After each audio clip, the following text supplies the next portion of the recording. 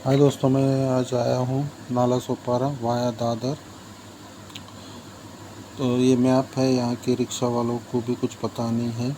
ये महाभारत के पुराण में कहा गया है कि परशुराम के निवास के लिए शूर्पणखा को समुद्र से पुनः प्राप्त किया था। इस कारण ये तीर्थ बन गया था।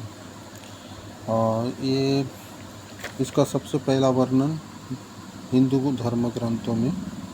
ये देखिए केव्स है पहाड़ी पे। ये बहुत दुरावस्थाओं में है, चारों तरफ से पहाड़ियों से घिरा है और झोपड़पट्टियों से, और चारों तरफ से पानी भरा हुआ है। तो ये इस पे पहुंचने का पूरी झाड़ियाँ है चारों तरफ, और पहुंचने का कोई रास्ता भी नहीं है।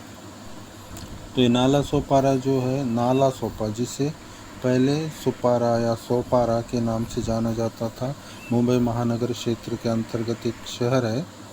ये शहर महाराष्ट्र के पालघर जिले में स्थित है। वसई विरार नगर निगम द्वारा शासित है, पश्चिम रेलवे जोन का हिस्सा है।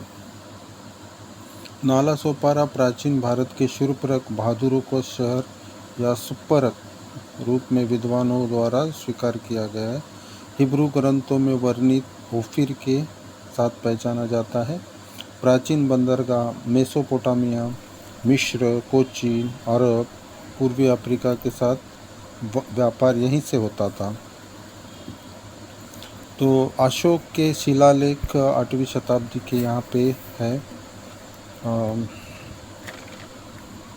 सम्राट अशोक जो थे उनके शिलालेख है 8वीं 9वीं शताब्दी के ईसा पूर्व के शिलालेख के टुकड़े प्राप्त हुए हैं 9वीं ईसा पूर्व पूर्वी पाली पाट महावंश 46-47 में कहा गया है कि सिंहली साम्राज्य श्रीलंका के राजा विजया ने शूर्पणखा यानी सोपारा से श्रीलंका की यात्रा की थी।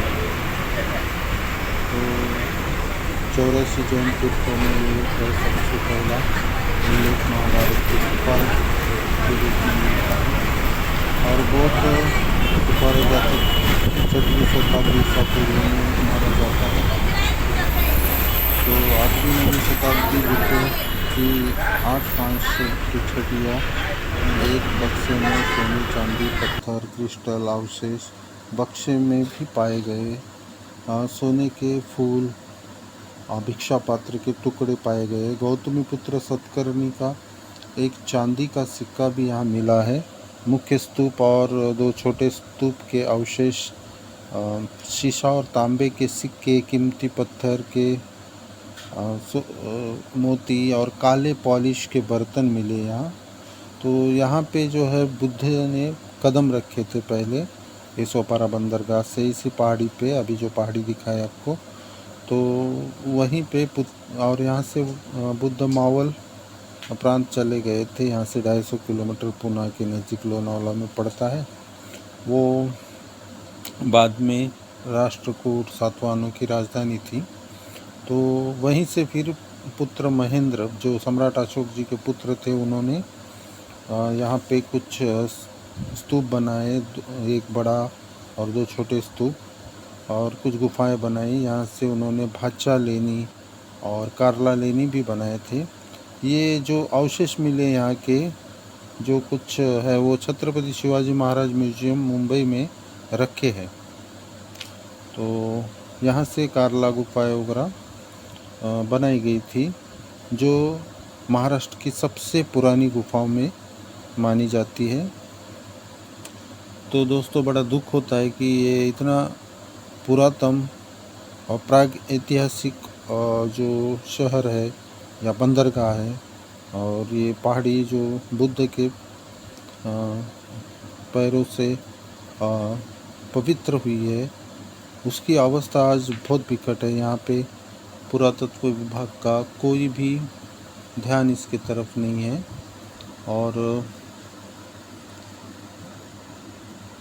ये जो है बड़ी विकट अवस्था में, आजू बाजू में ऊपर पहाड़ी के ऊपर भी कुछ अतिक्रमण हुए, झोपड़पट्टियाँ बसी है, ऊपर कुछ मस्जिदें बनाई है, मुस्लिम अतिक्रमण ज़्यादा हुए हैं। और पर राज्य के भी लोगों के अतिक्रमण हुए, झोपड़पट्टियाँ, गंदा पानी आजू बाजू।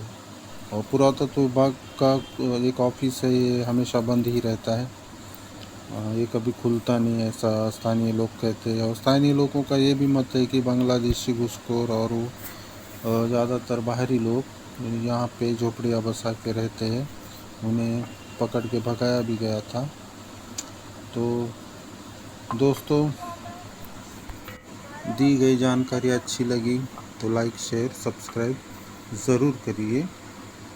Thank you for watching.